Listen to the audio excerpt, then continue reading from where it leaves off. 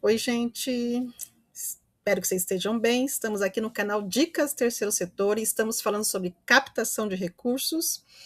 E hoje nós vamos iniciar falando sobre a Lei Rouanet. Vamos falar sobre lei de incentivo, falar sobre algumas formas de captação via lei de incentivo. E a primeira delas a gente vai falar da queridíssima, ou então odiada por muitos, sem conhecimento, a Lei Rouanet. Gente, é importante a gente saber primeiro as coisas antes de criticar. Então, procura conhecer primeiro o que é, qual o seu objetivo, como é que funciona, antes de criticar sem fundamento, sem conhecimento. Um povo que não conhece essa história é um povo perdido e um povo que não pode deixar um legado. Então, vamos conhecer a nossa história, conhecer as propostas antes de criticar. Muito bem, dito isso, eu vou dividir a Lei Rouanet em duas partes, porque ela é bem densa, complexa, e às vezes de difícil compreensão para quem lê pela primeira vez e entende pela primeira vez. É claro que a gente não vai ler toda a leitura dela aqui na íntegra, né, a lei seca, mas recomendo você a fazer isso depois, até porque para ter uma compreensão maior do objetivo e da proposta, tá bom? Então, a Lei Rouanet é uma lei de 23 de dezembro de 91, é a lei de número 8.313. E o interessante é, assim, saber o porquê dessa Lei Rouanet receber esse nome. Vocês já se perguntaram o porquê? E eu fiz essa pergunta e fui pesquisar. Então, ela recebe esse nome em homenagem ao seu criador, claro, né, na maioria das vezes. Então, o secretário de Cultura, Sérgio Paulo Rouanet. Por quê? Porque ele foi o principal responsável pela elaboração dessa lei, lá no início dos anos 90. E durante esse período aí, a gente tinha como presidente Fernando Collor de Mello. Então, ele era secretário de Cultura, foi idealizador dessa lei, e aí ele vem desse sobrenome, o sobrenome dele, Sérgio Paulo Rouanet. E essa lei foi criada em 1991, onde o principal objetivo é incentivar a cultura no Brasil, por meio do quê? Da renúncia fiscal, ou seja, as empresas e pessoas físicas podem investir em projetos culturais, sendo doadores ou patrocinadores, e podem descontar aí esse valor do imposto de renda. Então é super bacana, uma excelente estratégia, muito utilizada, principalmente no meio artístico, mas a gente pode utilizar também ela com pessoas físicas e diversas oportunidades também, para que a gente possa desenvolver projetos culturais fantásticos, pessoas físicas e jurídicas também. Então, como a gente já viu, o objetivo da lei é uma ferramenta que foi criada pelo governo federal, aí então no governo Fernando Collor, e o objetivo é estimular e fomentar a produção e difusão da cultura, né? A gente precisa conhecer, a gente tem uma riqueza, gente, fantástica no nosso país, que é muito desconhecida, principalmente Norte, Nordeste, que é maravilhoso. Então, quais são os principais critérios aí para avaliar que o Ministério da Cultura usa para aprovar um projeto, né? Pelo menos três aí que a gente pode identificar. A capacidade de ampliar o acesso à população da cultura, então a cultura chegando a mais lugares, chegando aos lugares que são mais difíceis de terem acesso. Por exemplo, estou em São Paulo, aqui é metrópole, cidade grande, coração do Brasil, a gente tem acesso a muita cultura. Mas a gente tem lugares aí no nosso rincão do Brasil, rincões do Brasil, que não tem acesso. E uma lei dessa sendo aprovada tanto por uma pessoa física ou por uma empresa, a pessoa pode ter acesso. Pensa cinema chegando aí, no auge do que a gente está tendo aí, do crescimento do nosso cinema brasileiro, chegando nos rincões do Brasil, crianças, adolescentes, famílias, mulheres tendo acesso à cultura por meio do cinema. Então, isso é fantástico. Um outro ponto é a compatibilidade de custos, né? Então, fazer um projeto que seja acessível. Você não vai fazer um projeto de um mês que você vai solicitar 2 milhões para esse projeto. Então, a não ser que seja um mega de um projeto mesmo. Mas tem que ter um valor compatível e saber como customizar mesmo isso e, na verdade, valorizar, né? Dar o valor ao projeto que ele precisa mesmo. E, claro, ter capacidade técnica e operacional de quem vai desenvolver aí o caso proponente.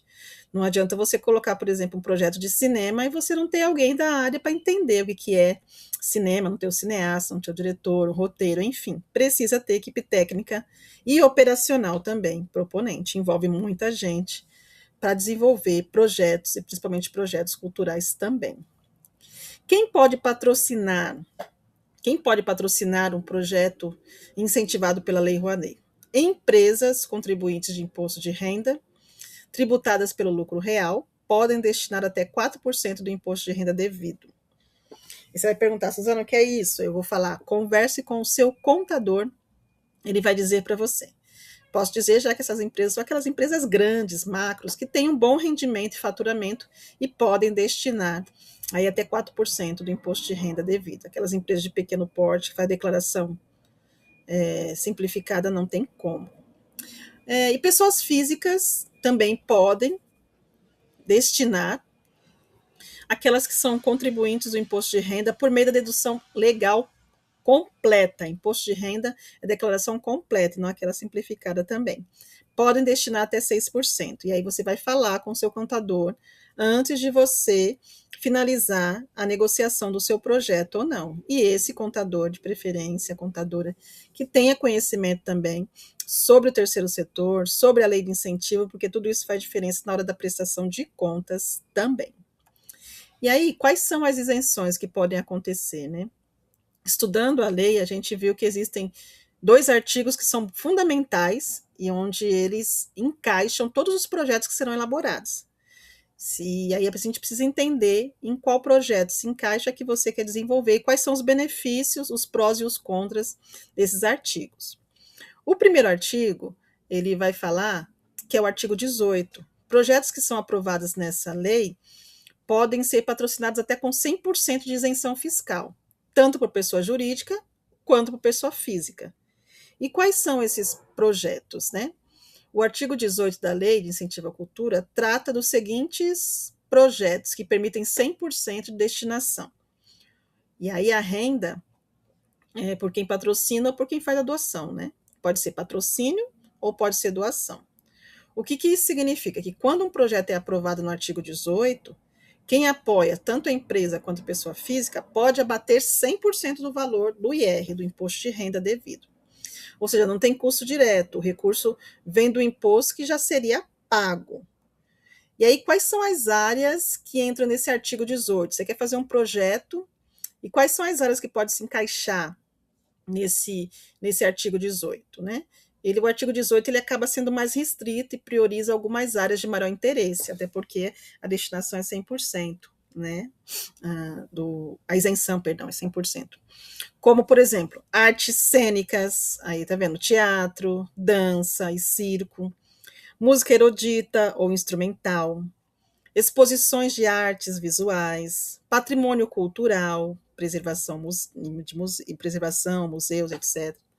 Produção de livros de valor artístico, literário ou humanístico, mostra e festivais culturais, percebe que são projetos de cunho mais macro, né? Então, esse artigo 18, ele favorece nessa questão da isenção 100%, justamente porque ele acaba sendo mais restrito, mas para eventos bem macros. E aí, então, a diferença do artigo 18 para o artigo 26, vou falar esse primeiro, eu pulei slide aqui, além do 18, existe o artigo 26 também, na Lei Rouanet, que oferecem os seguintes limites de isenção, né? Quem apoia um projeto enquadrado nesse artigo 26 pode deduzir apenas uma parte do valor investido e o restante sai como contrapartida, ou seja, um investimento próprio, seja da pessoa física ou da pessoa jurídica. Quais são os percentuais de dedução aí do artigo 26, os projetos que se encaixam? Daqui a pouco a gente vai mostrar.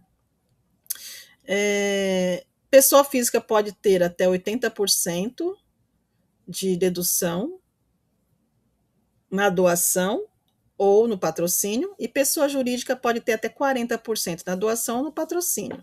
Ou seja, o apoiador divide o custo com o governo, né? Não é o governo que dá 100% de isenção. Quais projetos que entram neste artigo 26? Está vendo que ele é mais amplo e inclui projetos culturais em gerais, como shows e eventos culturais, produções audiovisuais, projetos culturais diversos, inclusive mais comerciais, ações que não se enquadram nas prioridades do artigo 16. E aí a gente fez um quadrinho, depois que a gente vai mostrar para você, então, a diferença, um resumão do artigo 18, que ele é mais atrativo porque ele dá isenção 100%, para o artigo 26, que é parcial, exige investimento do patrocinador, os projetos do artigo 26 exigem mais estratégia de captação. Por quê? A empresa ela precisa colocar também dinheiro próprio. Mas, em compensação, permite mais visibilidade e mais marketing, né? Então, muitas pessoas acabam se encaixando muito mais no artigo 26 do que o 18 por essa situação. Mas ela tem que colocar dinheiro do seu próprio bolso também, junto com o governo.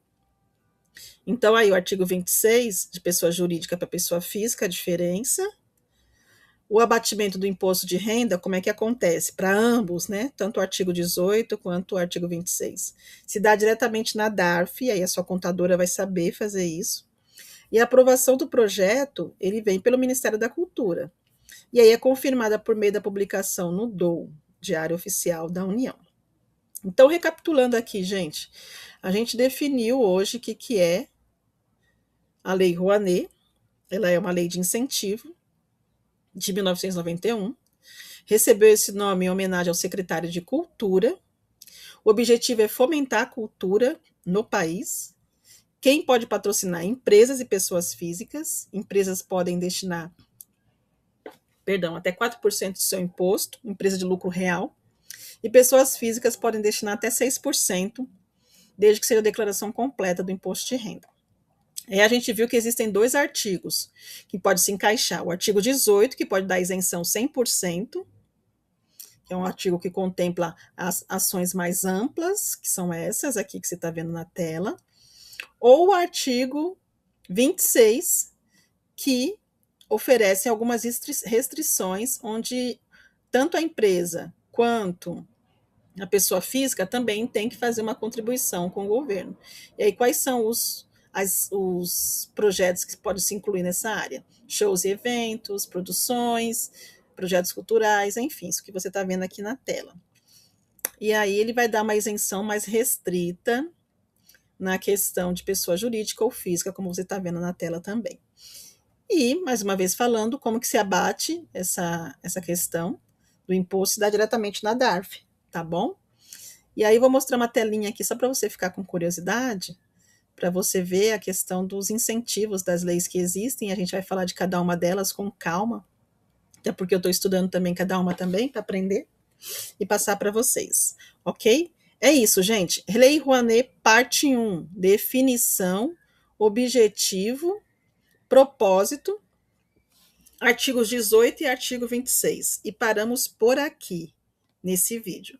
No próximo vídeo, a gente vai falar como captar essa lei, como conseguir os recursos, enfim. Vamos com calma, sem pressa. É isso, um grande abraço, até o próximo vídeo. Tchau, tchau.